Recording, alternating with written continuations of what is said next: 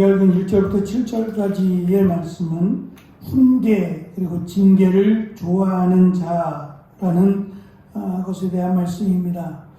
훈계라고 하는 것은 훈련과 관련된 개념이고, 징계는 그보다 더 업그레이드가 되고 더 강화된 책망 또는 꾸지람을 의미합니다.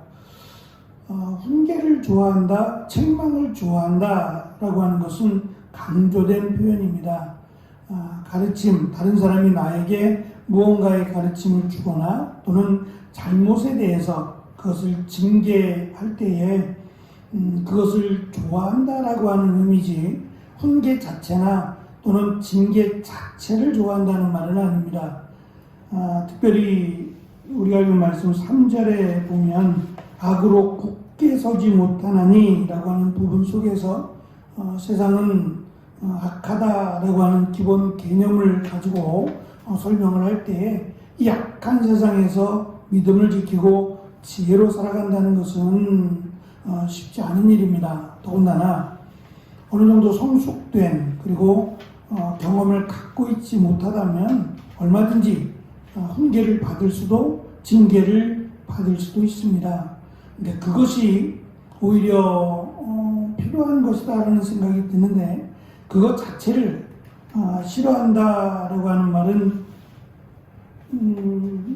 1절에 있는 싫어한다라고 하는 말은 증오한다는 말인데요, 그것 자체를 거부하거나 또는 말 그대로 증오한다라고 하는 것은 짐승과 같은 것으로 지금 솔로몬은 강조합니다. 이것 또한 강조라고 생각을 합니다. 아예 훈계하지 못하도록, 자신에 대해서 어떠한 평가를 내리지 못하도록 한다는 것은 어리석은 일입니다. 오히려 훈계와 징계를 받는 것이 부끄러운 것이 아니라 그것 자체를 거부하거나 증오하는 것이 어리석고 부끄러운 일이다라고 우리는 생각을 해야 합니다. 2절이 1절과 연관된 이어지는 말씀이라면 훈계와 징계를 좋아하는 자가 선인이고 그것을 증오하는 자는 악을 꾀하는 자에 해당이 된다고 할 수 있습니다.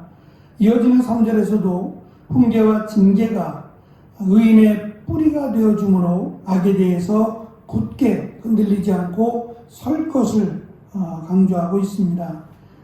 이어지는 4절 말씀이 이 훈계와 징계와 연관된 것인지는 확실하게 알 수 없지만, 4절에서 강조하는 어진 여인이라고 하는 이 어진이라고 우리식으로 표현된 이 단어가 룻기 3장 11절에서 룻을 현숙한 여인이라고 설명하고, 또 보아스를 유력한 사람 또는 유력한 남자라고 설명했던 같은 단어인데, 이 단어와 동일합니다. 현숙하다 또는 유력하다 또는 어질다 라고 설명되는 이 단어의 기본 의미는 인내하다 또는 흔들리지 않다 라고 하는 뜻입니다.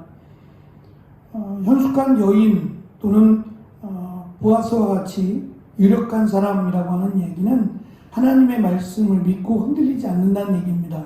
주어지는 환경이 변하더라도 하나님을 믿는 믿음에서 흔들리지 않고 끝까지 참아내다라고 하는 의미를 룻기에서는 강조하고 있고, 또 솔로몬은 이 말을 여인으로서, 특별히 아내로서 자기에게 맡기신 남편을 돌보고 자녀들을 돌보는 일에 흔들림이 없는 여인을 지금 어진 여인으로, 그리고 남편이 그 여인을 자랑한다는 것으로 강조하고 있고, 반대로 이 욕을 끼치는 여인이라고 번역을 했는데, 이제 수치스러운 여인을 말하고 앞에서 음녀를 가리켰던 단어입니다.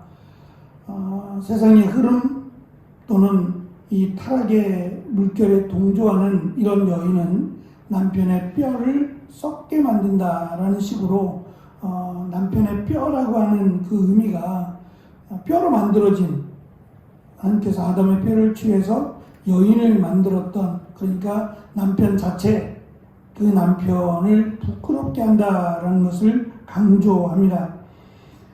5절부터 7절까지의 말씀은 악인의 도모 그리고 말은 속임과 악한 말로 피를 흘리자라고 하는 악한 말로 인하여 스스로 소멸되거나 엎드려지게 되지만 의인의 생각과 말은 정직과 살리는 말로 그의 집이 든든히 설 것임을 강조합니다. 세상 풍조에 흔들리고 넘어지고 또 무너질지라도 이 말과 행동이 사람을 살리고 세우는 이런 말과 행동, 특별히 하나님께서 원하시는 지혜로운 말과 행동을 하는 자는 끝까지 남을 것임을 솔로몬은 강조합니다. 한병절 교수라고 철학자인데요. 그는 21세기의 사회를 피로사회라고 정의를 합니다. 피로하다는 거죠.